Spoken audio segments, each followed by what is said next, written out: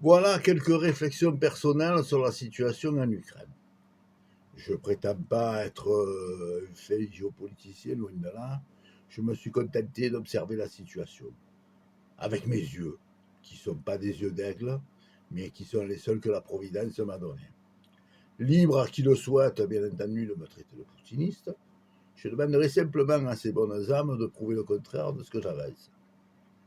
Simplement et objectivement, je dirais que Zelensky n'est pas un homme de paix. Sans lui mettre sur le dos toute la responsabilité des événements de Maïdan, notamment les pires accès. Après tout, c'est pas lui qui a été au pouvoir avant 2019, comme dans un. Je ferai quelques observations. Il aurait pu, une fois élu, pour apaiser la situation, prendre les mesures suivantes. 1. Abroger l'interdiction des partis et syndicats d'opposition, ainsi que leurs journaux et radios. L'a-t-il fait? Non. Donc on ne vient pas me dire que c'est un démocrate. 2.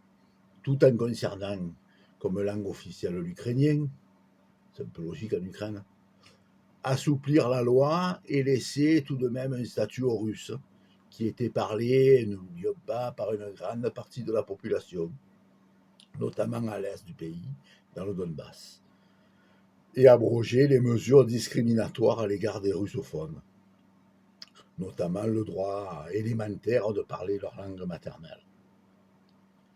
L'a-t-il fait? Non, montrant ainsi son mépris vis-à-vis de nombre de ses compatriotes. 3. Concernant le Donbass, justement, en plus des mesures mentionnées plus haut, faire retomber la tension en stoppant les opérations militaires et leur garantissant le respect de leur identité russophone. Accorder le statut d'autonomie qui convenait très bien à la majorité de la population, tout en restant partie intégrante de l'Ukraine, un peu comme la Catalogne en Espagne. L'a-t-il fait? Non. Au contraire, il prévoyait une offensive musclée pour l'écraser. 4. Renoncer à l'entrée dans l'OTAN, ce qui était une ligne rouge aux yeux de Moscou. L'a-t-il fait? Non. Ces 4 mesures, qui, à mon sens, n'avaient rien de révolutionnaire, et dont les 3 premières relevaient juste du gros bon sens, auraient largement contribué à la désescalade et n'auraient pas donné à Poutine de prétexte à lancer son assaut. Je concède à sa décharge, qui n'était pas un politicien de métier, juste un coluche local qui est allé au bout et qui a réussi, lui, à se faire élire.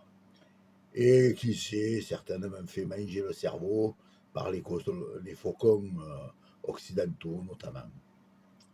Après, le beau Zézé n'avait plus qu'à enfiler son treillis Armani et jouer les chefs de guerre, en exemptant bien sûr des combats les fils de ses amis des oligarques, qui eux sont bien planqués à Monaco et sur toute la côte d'Azur. Voilà. Donc je dirais à ceux qui veulent déclarer une guerre pour aller aider ces braves gens, foutez-nous la paix.